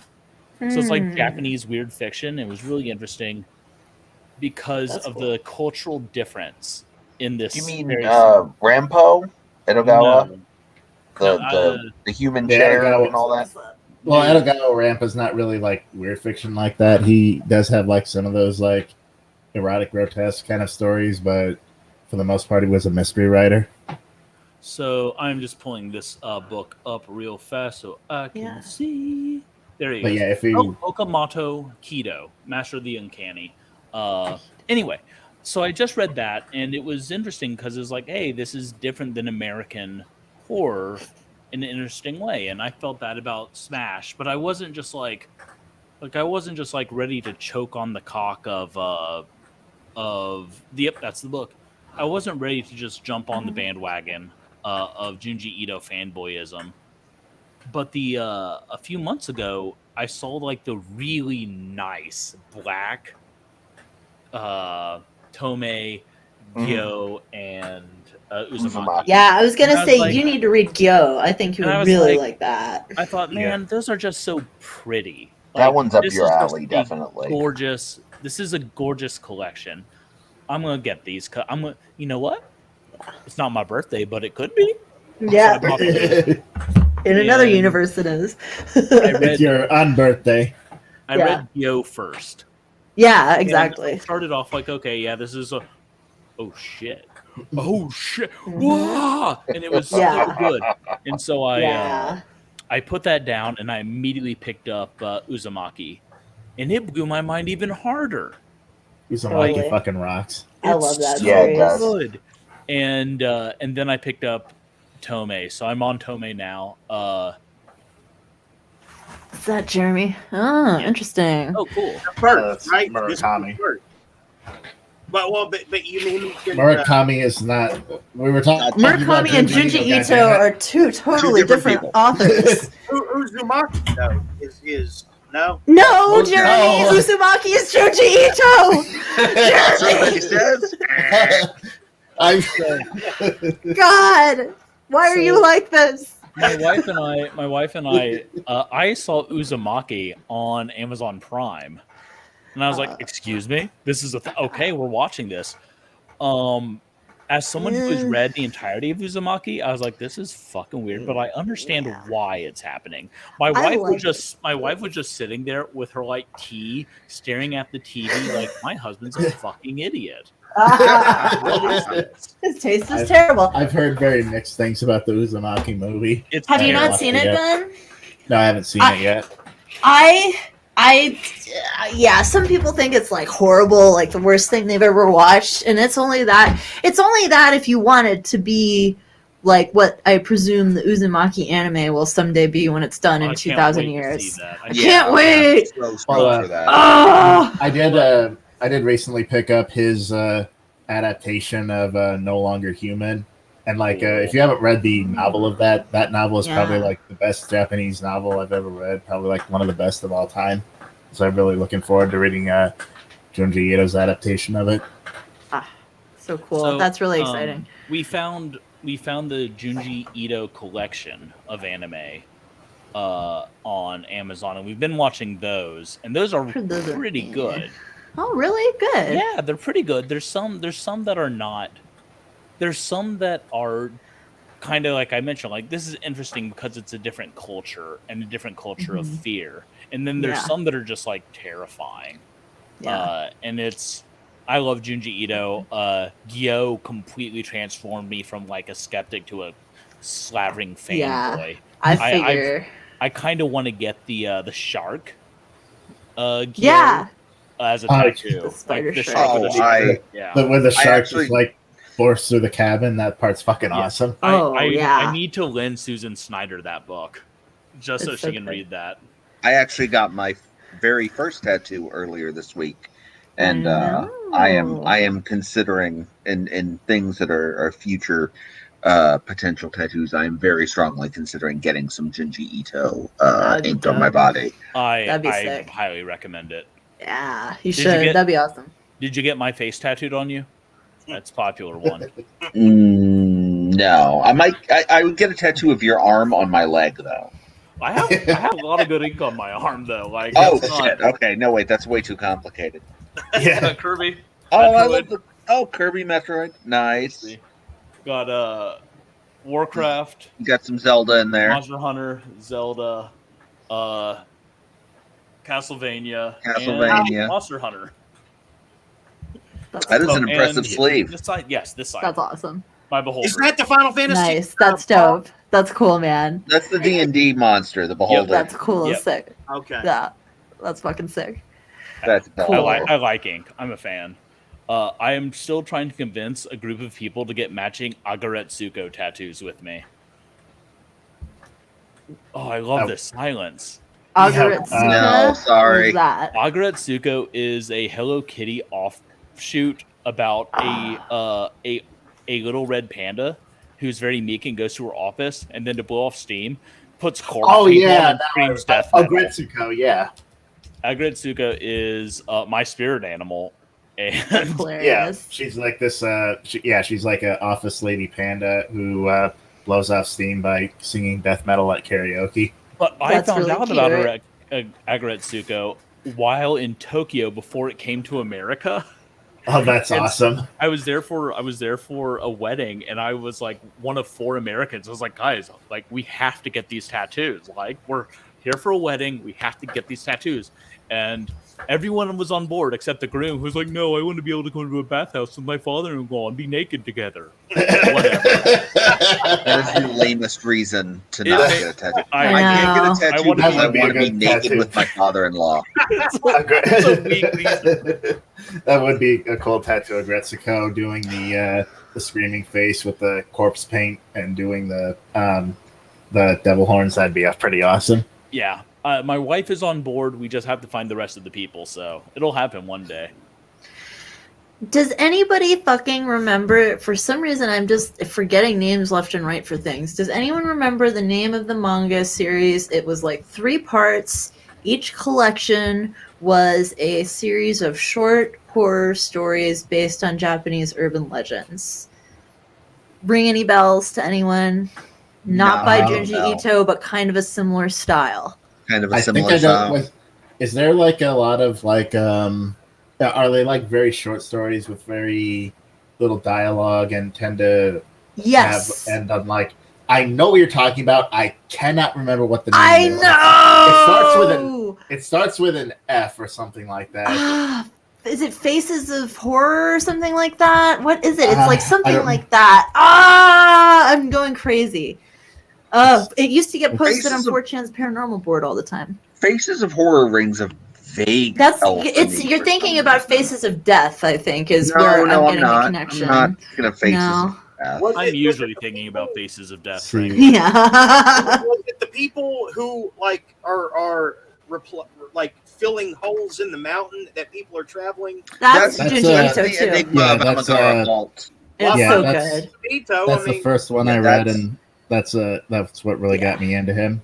Oh yeah. I feel a kinship with Ito. He's one of my very favorite artists, and that story in particular, and sections of Uzumaki, because not to get terribly personal, but Junji Ito has obsessive compulsive disorder, and I do as well, and it's pretty obvious when you read some of his fiction how much that it gets sort of written into it from the holes in the mountain that people cannot stop themselves from going into, to the guy in Uzumaki who literally goes insane because he becomes aware that there is a spiral inside of his own body because of a symbol. A bunch of people who are driven insane by it. So that's, I would definitely, I definitely want to get some Ito at some point. That's sorry. Now I'm trying to find this damn urban legend manga for. I'm trying to find it too. I remember it clearly in my head, but I have it like on my hard drive somewhere. I know, it's driving me fucking insane. Which is probably part of the curse of the manga. And it used to get posted it used to be like people would have long threads where they would dump a bunch of like Shintaro Kago and Enigma of Amigara Fault, and then they'd also do this manga. What is it? Yeah, and there was always the one that they would always post the one that looked like a comic book but was actually had GIFs in it. So like a third. Yeah, fuck that. That shit was so great. That was like the lady's head would turn around while you were reading the comic. Oh, it was so good. Or the one that runs up to you. I hate that, where it forces you to scroll down and then it runs up and it's like, no, fuck that. Burning this computer. Oh man. Okay, hold on. That's when you end up burying the laptop in the woods. Yeah, with salt and shit on it. Let's see. Damn, I'm never going to remember this, and I don't want to do it while a guest is on here, so I'm very frustrated, and I'm just going to have to sit with it. Do you read ever, creepypasta, Baltisberger? I asked people this earlier, and I never got my answer about what our favorite creepypastas are. Okay, give me 1 second. I'll be right back, because I have to answer that in 2 parts. Go ahead. I never got... Oh, I must have missed the favorite creepypasta discussion. Yeah, you would just come in, I think, and then we ended up talking to Baltisberger right away. I love that illustration, Jeremy. That's a good one. The first thing that jumps into my head when you say favorite creepypasta is probably Kill Switch. Which one is that? That is interesting because it's an actual horror story that got repurposed and sort of turned into a creepypasta. It's a story by the fantasy writer Catherine Valente about a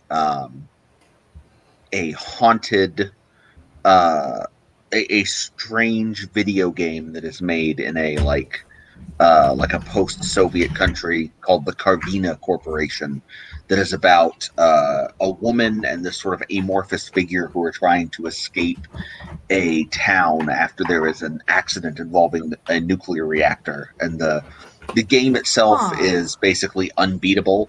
And there's sort of this online community dedicated towards trying to delve into the secrets of this game that sort of steadily goes insane. Polybius? Was it Polybius? No, this is Kill Switch. I think I may have found the manga. I'm pretty sure it's Fuan no Tane. Yes! Seeds of Anxiety. Thank you! Seeds of Anxiety! Thank you! Mwah! Thank you, Ben! Thank you! I knew it had to be out there. Yes! Thank you! Fuck! Because I really wanted to remember that too, because one of the plays in my book is very heavily inspired by it. That's cool as fuck. I really can't wait to read this. When is this collection coming out, by the way?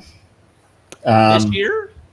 Hopefully. Yeah, that's Madness Heart Press went through a lot of editors this year that I fired from our company and into the sun. We have I hired Lisa Lee as our editor-in-chief. If you aren't familiar with Lisa Lee, she's the best in the goddamn business. She is a perfectionist and is nitpicky and is very blunt with me, and Nice. she does not want me putting out anything that isn't fucking gold. And she is personally editing your book of plays right now, Ben. I'm very happy because I really do want the editing to be good, because I reopened it the other day and I saw I already see an error, but I'll wait till I get the first round of edits back to do anything. Yeah, she's also doing another thing before I get into creepypasta. Madness Heart Press is going to launch a series of reference books. Ooh. What kind of reference books? So our first one is going to be the Madness Heart Press Employee Manual, introduction by Jeff Strand, with sections written by Max Booth III, Lucas Mangum, Christine Morgan, Andrew Hilbert, and more. This sounds like it will be a very normal employee manual. I would say that it's 75% threats. It sounds like it. Our second reference book will be the Nephalon University course catalog for an Eldridge Community College, Texas. I love that. So it's part sci-fi or part satire, part humor, part horror. But I've always really loved shit like that, where it's like this is ostensibly like a real reference book, but it's all fucked up and weird. So that makes I really like that idea. I believe I'm reading the complete short fiction of J.G. Ballard, and I believe the way he referred to those kind of stories were like something like lost narratives or something like that, lost documents. Yeah. Huh. That's cool, man. So before you answer the question about creepypasta, I have to guess. You're the kaiju guy. It's got to be the Godzilla creepypasta, right? That's not really a creepypasta. It's fun to read, but it's not really like creepy or anything. Just so, Red's pretty creepy. In 2018, my wife brought home the creepypasta anthology, book 2, I think. Oh, I've read both of those, yeah. And she left it in the bathroom, and I walked into the bathroom, and I picked it up, and I was like, man, this fucking cover blows. Man, the writing really kind of sucks on this. And then I read 2 of the stories, and I was like, this sucks. This is awful. And I came out of the bathroom. Those were very mixed. I came out of the bathroom, I held it up, I said, I think we could do better. Let's start a press. That's how Madness Heart. Honest to God, awesome. I started Madness Heart Press because the creepypasta anthology sucked so bad. That's so funny. Was it That's awesome. Was it by Mr. Creepypasta? Is that the one? I fucking don't know. Part of summoning the demons that helped create Madness Heart Press was burning that book in effigy and. However, that said, I am a big fan of tabletop RPGs. I've backed probably 50 or 60 projects on Kickstarter. Wow. Damn. They sent me an email that was like, hey, you're a super backer? So people may email you and ask you if I interviewed him on my podcast, actually, right. The Wild CRPG guy. I did do some research. I tried to do some research. Real life got in the way. I'm sorry, but yeah. But I mentioned all that to say recently I got the SCP cool. tabletop RPG from Kickstarter.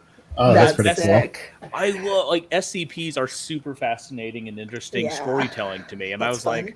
like someone put it together, and like, sure, the book is fine, but in the back is all like the list Yeah. of SCPs with illustrations and yeah. on this side like Yeah. the case management stuff, and it's like, I love yeah, that shit. yeah. Good old unkillable lizard. Give me Yeah. your goddamn 20 pages of dry history lore. I'll read that Yeah, man. because I use my time wisely. Yeah, Yeah. buddy. Yeah, I really like the SCPs. I actually do like that. There's a wide variety. So there's one. I can't remember the number, but it's called. But the informal name is called like Soup from Dad or something like that, and it's actually like a really touching and sad. Yeah. I'm currently obsessed with a tabletop system called Morkborg. It is it is heavily inspired by funeral doom metal. Oh, wow. Yeah. Nice. And they basically released this crazy ass rule book, not very expensive, and then they said like, hey, open license, create fucking third license party stuff for it. And people are doing crazy cool shit with it. And I back every project that's related to Morkborg I find, and I buy all the stuff. The one I'm most excited about is Fiskborg, which is a fishing supplement for Morkborg, so that my cool. dumb redneck ass can go to death metal funeral doom Sweden and fish for weird monsters. Awesome. That's awesome. I mean, I was gonna That's cool. say, if it's based on funeral doom, I mean, you're gonna have to be like a sailor on a whaling vessel in like the 1800s who dies slowly and Who has to cannibalize your shipmates? yes, Is and then there any other creatures kind come of out of the tabletop RPG? and creatures come out of the fog at the end to consume you. That's actually, there's a system called Trophy that does a lot of that sort of thing. The whole point of Trophy Dark is that like, hey, when you make your dude, you know you're going to die by the end of this one session. Yeah. And it's like, Totally. oh, I love funeral doom and grim dark shit. My sci-fi thing is often described as Metroid meets Warhammer 40K. So Nice. like, that's the vibe I'm going for. Fun. Boy, I can't wait to read this, man. should This be is the fun. series that you got coming out. Oh, Mhm. man. Yeah, it'll be fun. That is the name of the series is A Song Sung in Spores. I like that. Interesting. And originally it was a medieval Arabic fantasy thing. And now it's Interesting. yeah. Not to be unserious, but I really like that, turned into initials. It's ass. Yeah.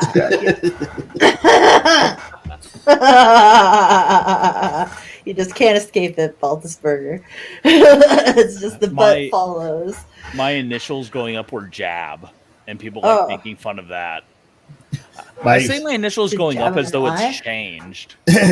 my middle My middle name is Lee, so guess what my initials are? I don't. Blah. Yes. That's pretty bad. My initials are not something I'm going to reveal on this podcast. Thank you very much. I was just gonna say something to that effect. I was gonna be like, "Fuck you." Those are my initials. Yeah.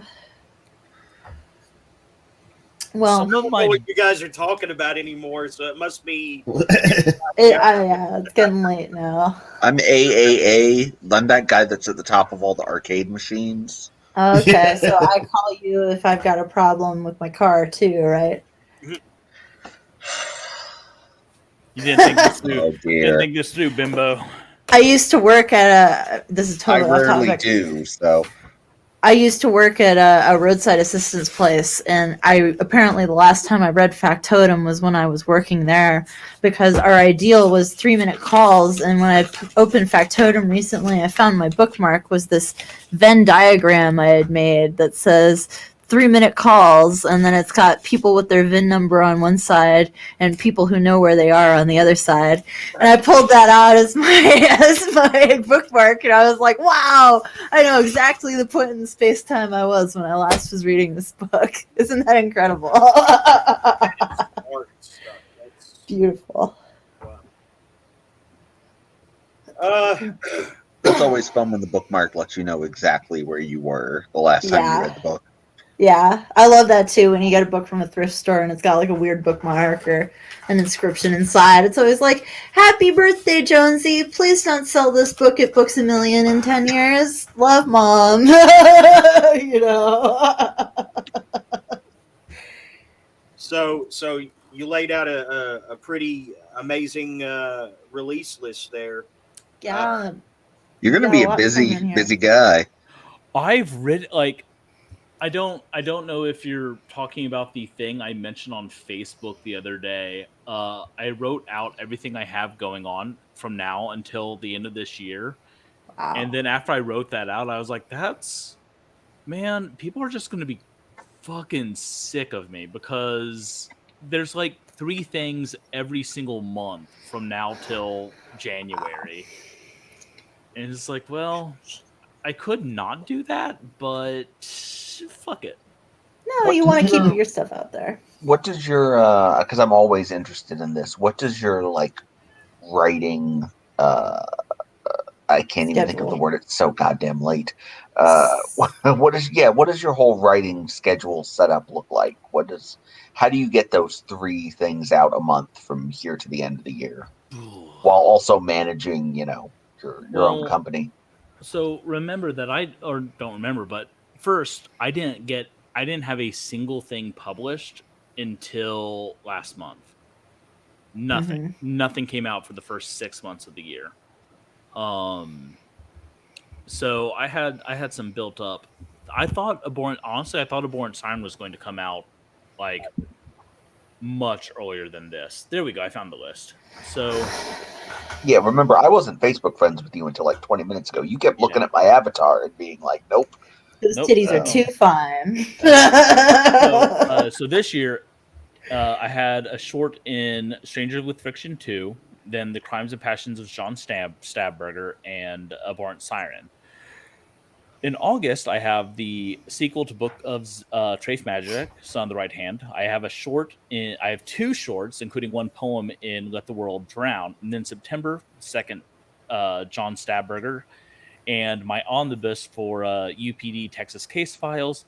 Then October, I have 2 shorts appearing. In November, I have 3 shorts appearing and an article. And in December, I have John Stabberger 3, the new Psalm Sung in Spores, hopefully, and a short and an article in another magazine. Cool. To answer your question about how I get that done, I get up every day as my wife is getting ready for work. She's a teacher. She gets up at 5:30 a.m. I usually sleep until 6. Get up, sit at my computer. I have some unsweet iced tea, and then I write from 6 to 9. Nice. And that's all new writing. That's not revision. That's not editing. That's writing. And I have a word count to hit for each project I'm currently working on. So, for instance, tomorrow I need to put 1,000 words down in the 3rd book in the sci-fi series. And then I need to put 500 words down in the 3rd book of Zev series. And then I'll put 500 words down minimum for another project. Probably Stabberger issue 4 because I want to kind of be done with that for right now. And then at 9 I start my day job. I go through my day job, and whenever I have downtime in day job, I will work on social media promotion for the company, for Madness Art Press or Gotta Try It. I'll return emails. I work from home, and I have like 3 monitors, so I can kind of multitask. Nice. And then once I hit some dead air with Madness Art Press work, I will think about what I want to rewrite and re-edit. And start working on that. But because I have a goal for a word count, anything I rewrite, it may mean I have to add more words to my word count. But it very rarely means that I don't have to write 1,000 more new words. So 2,000 words a day, generally speaking, 5 days a week, with 500 Saturday and Sunday, puts me at 1,100 words a week. And that's how you write 5 or 6 books a year. That sounds about right. It's a good process. I'm into it. Look, I burn out. I didn't write at all this weekend. I didn't like Friday. I didn't write. Saturday I didn't write. And then sometimes I'll take a month off because I need to. You get burnt out, but at the same time, at the same time, assured. I'm putting. You get the books done, and I signed a contract. I have to get these books done, contractually speaking. So that really helps light a fire under my ass. Yeah, I find deadlines, like my husband worries about me with my deadlines. He's like, I wish you wouldn't do this to yourself. They're self-imposed. And I'm like, you don't understand that if I don't have a deadline, the book's not going to exist. Yep. Like, I'll just keep putting it off, And it's not because I want to put it off, but it's because I keep having other things that I end up writing. So I feel structured deadlines. There's an app I really want to recommend. It's really changed the way I write. It is called Word Keeper. Huh. And there we go. So you see, I was supposed to write 500 words for Belle the Last Dragon today. I did not because I was just taking a break. But I have all the projects I'm working on. Down here, I have the inactive projects. Like I put Stabberger into inactive. And then down here, I have all the stuff I have completed. Neat. That's cool. And so every day, what I can do, I'll use Zev3 for this. We'll see if it may be too bright. Yep. Anyway, it allows me to say what I want the final word count to be, how many, what days I want to write, and when I want it to be finished. And it will spit out okay, well, then you need to write this many words on the days you're writing to finish by that deadline. Interesting. And that's so cool. It gives me a deadline. It gives me a word count goal, and it keeps me on track and like if I take a week off, like I just did, I can recalibrate and say okay, well, how many, can I catch up if I do this many words a day, or do I need to bust ass and write 5,000 words for a couple of days? Yeah, that's cool. Right on. That's a neat app. That's definitely a good thing for anybody who's trying to structure their schedule for the first time. Between WordKeeper and Scrivener, I love Scrivener.